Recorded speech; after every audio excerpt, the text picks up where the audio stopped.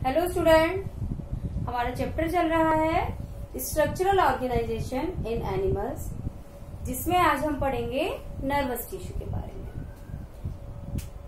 Nervous tissue हमारे specialised tissue होते हैं जिनका काम होता है नर्व इम्पल्स को कंडक्ट करना, यानी कि जो नर्व इम्पल्स है उसे एक जगह से दूसरी जगह भेजना। Nervous tissue mainly two types की सेल्स से बनते हैं। पहली सेल होती है न्यूरॉन्स, जो इनकी मेन सेल होती है, और दूसरी सेल होती है glia cells. Glia word glue से बना है, यानी कि ये न्यूरॉन्स को आपस में जोड़ने का काम करती है। अब हम पहले बात करते हैं न्यूरॉन्स की। जो न्यूरॉन्स हैं उनका मेन काम है कंडक्शन ऑफ इम्पल्स, और न्यूरॉन्स को हम किसी भी नर्वस जो हमारी नर्व सेल है उसे हम 3 पार्ट के अंदर डिवाइड कर सकते हैं। जो न्यूरॉन होते हैं उसे हम 3 पार्ट के अंदर डिवाइड कर सकते हैं, साइटोन, डेंड्रॉन एंड एक्सोन। और ये हमने डायग्राम बनाया है। ये हमारा ऊपर वाला पार्ट है साइटोन। ये पार्ट है हमारा साइटोन। इसके अंदर न्यूक्लियस है, इसके अंदर साइटोप्लाज्म है, और इसके अंदर निसल ग्रेन्यूल है। Nissl granule,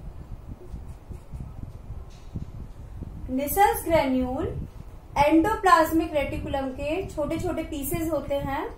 rough endoplasmic rough ER के छोटे छोटे पीसेस होते हैं, और जिनके अंदर बहुत सारे राइबोसोम्स पाए जाते हैं। तो निसल ग्रेन्यूल का मेन काम क्या है? प्रोटीन सिंथेसिस है। तो ये हमारा जो ऊपर वाला स्ट्रक्चर है ये हमारा साइटोन है, या हम जिसे सेल बॉडी भी कह सकते हैं। इसके अंदर न्यूक्लियस होता है, साइटोप्लाज्म होता है, निसल ग्रेन्यूल होते हैं।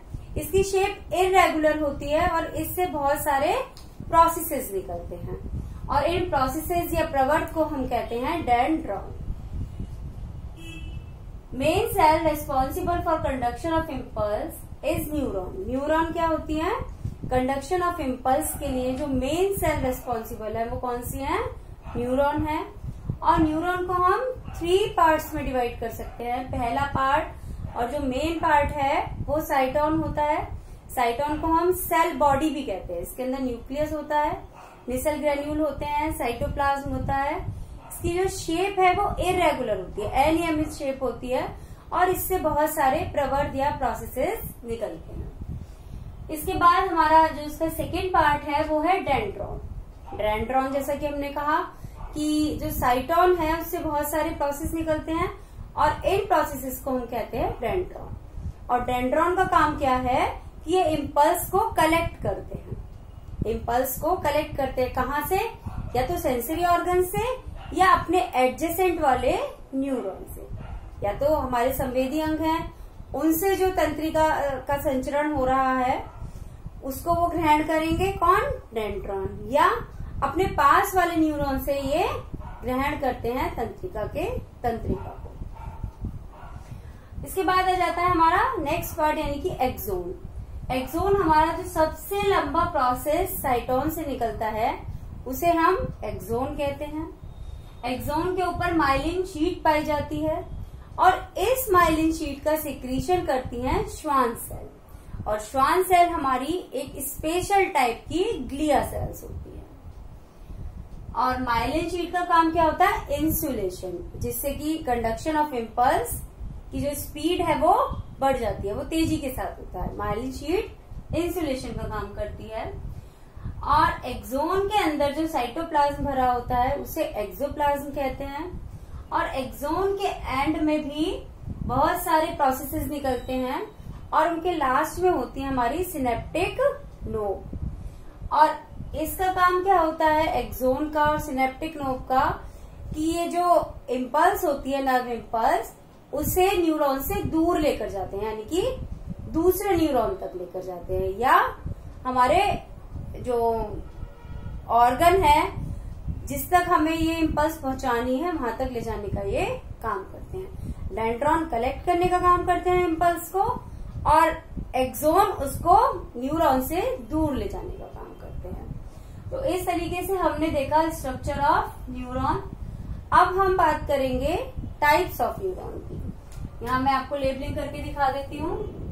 ये हमारी माइलिन शीट है, माइलिन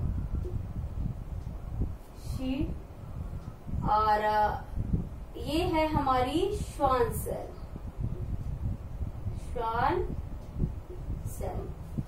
ये हमारे हैं सिनेप्टिक नोड, सिनेप्टिक नोड,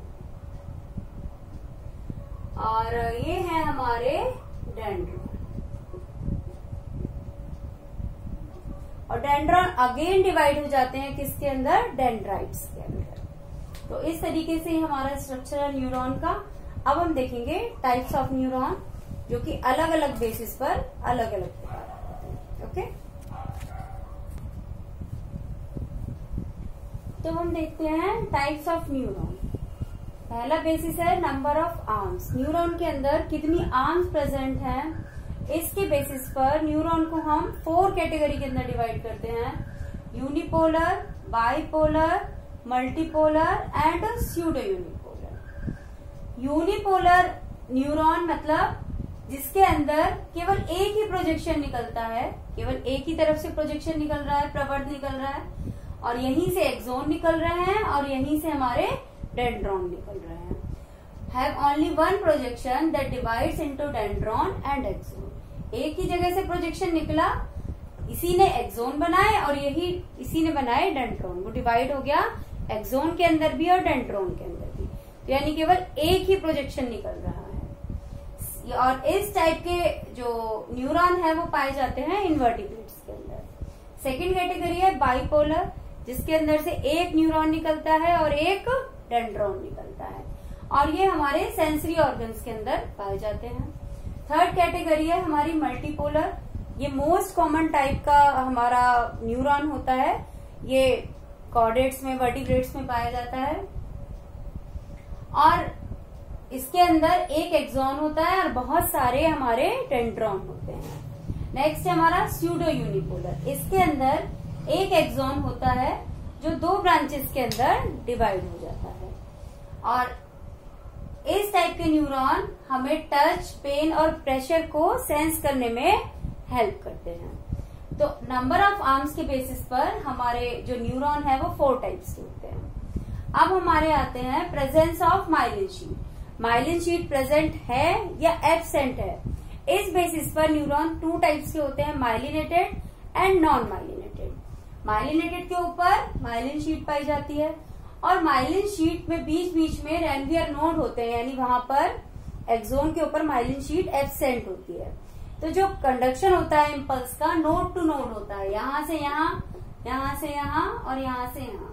क्योंकि जो माइलिन शीट है वो कैसी है, इंसुलेटेड है, तो वहां कंडक्शन नहीं होता इम्पल्स का, तो वो कूद कर जो इम्पल्स है यहां से यहां आती है, यहां से यहां आती है और यहां से यहां आती है। तो इस तरीके से जो माइलिनेटेड न्यूरॉन होते हैं उनके अंदर जो कंडक्शन ऑफ इम्पल्स है वो फास्टर होता है, और ये हमारे वर्टिब्रेट्स में पाए जाते हैं। और नॉन माइलिनेटेड के अंदर माइलिन शीट नहीं पाई जाती, इसलिए जो कंडक्शन ऑफ इम्पल्स है वो पॉइंट टू पॉइंट होता है, यहाँ से यहाँ, यहाँ से यहाँ, यहाँ से यहाँ। तो इस तरीके से यहाँ कंडक्शन ऑफ इम्पल्स कैसा है, स्लोअर होता है in comparison of myelinated neuron. तो माइलिनेटेड में माइलिन शीट प्रेजेंट होती है, कंडक्शन ऑफ इम्पल्स फास्टर होता है। नॉन माइलिनेटेड में एब्सेंट होती है और कंडक्शन ऑफ इम्पल्स स्लोअर होता है। इसके बाद हम अदर कैटेगरीज देखेंगे कि कैसे कैसे हम न्यूरॉन्स को क्लासिफाई कर सकते हैं। ओके स्टूडेंट, अब हम देखते हैं types of neuron on the basis of their function, कि किस तरीके का काम करते हैं, तब उन्हें क्या नाम दिया जाएगा।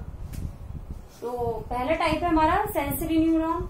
सेंसरी न्यूरॉन सेंस ऑर्गन से इम्पल्स को कलेक्ट करते हैं और उसे पहुंचाते हैं सीएनएस तक। सीएनएस यानी कि हमारा सेंट्रल नर्वस सिस्टम, केंद्रीय तंत्रिका तंत्र।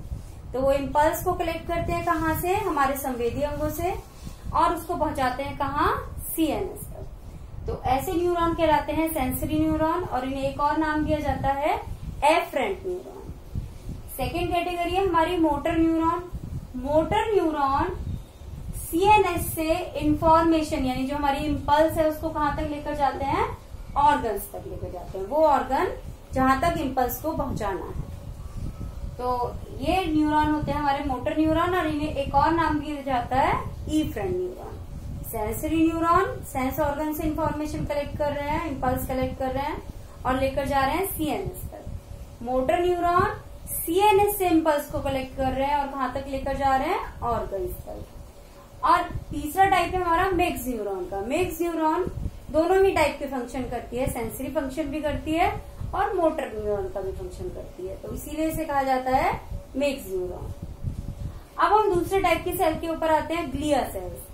ग्लिया सेल्स भी 3 टाइप्स की होती हैं। पहली हमारी माइक्रोग्लिया सेल्स, ये स्मॉल सेल होती हैं और फेगोसिटिक नेचर की होती हैं, यानी कि ये अगर कोई फॉरेन पार्टिकल एंटर कर जाता है तो उसको फेगोसाइट कर लेती है, उसका भक्षण कर लेती है। नेक्स्ट हमारी एस्ट्रोग्लिया सेल्स। एस्ट्रोग्लिया सेल हमारी ब्लड वेसल्स को और न्यूरॉन को वो होल्ड करके रखती हैं पास पास, जिससे कि उनके बीच में मटेरियल का एक्सचेंज हो पाए। और थर्ड कैटेगरी है हमारी ओलिगोडेंड्रॉन ग्लिया सेल।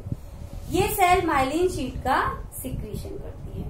तो इस तरीके से हमने न्यूरॉन का स्ट्रक्चर देखा, न्यूरॉन्स के टाइप देखे और ग्लिया सेल्स के बारे में जाना। अब एक एक्स्ट्रा इन्फॉर्मेशन कि जो हमारी न्यूरॉन्स होते हैं, जो हमारी नर्व सेल्स होती हैं, उनके अंदर डिवीजन की कैपेसिटी नहीं होती है, यानी कि अगर वो डैमेज हो गई तो हमारे बॉडी के अंदर न्यूरॉन्स का नंबर कम हो जाएगा, क्योंकि न्यूरॉन्स हमारे डिवाइड नहीं होते हैं।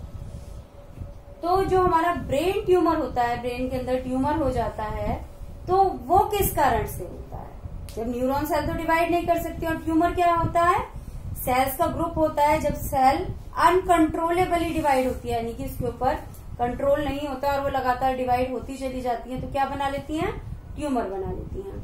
तो जब न्यूरॉन्स के अंदर कैपेसिटी ही नहीं होती है डिवाइड होने की, तो जो ब्रेन ट्यूमर है वो कैसे बनता है, तो ब्रेन ट्यूमर बनाती है हमारी ग्लिया सेल्स। ग्लिया सेल्स के अनकंट्रोलेबल डिवीजन के कारण ब्रेन के अंदर जो ट्यूमर बनता है वो ग्लिया सेल उसके लिए रेस्पॉन्सिबल होती है। न्यूरॉन्स उसके लिए रेस्पॉन्सिबल नहीं होते हैं, क्योंकि न्यूरॉन्स के अंदर कैपेसिटी नहीं होती है डिवीजन की। तो इस तरीके से हमारा ये टॉपिक पूरा हो गया है न्यूरॉन्स का, यानी नर्वस टिश्यू का। और आपको सारी टॉपिक क्लियर हो गया होगा, फैक्ट्स क्लियर हो गए होंगे। और अगर कहीं कोई डाउट है तो आप मुझे कमेंट बॉक्स में डालकर बता सकते हैं। और वीडियो को देखें, लाइक करें और चैनल को सब्सक्राइब करें। Thank you and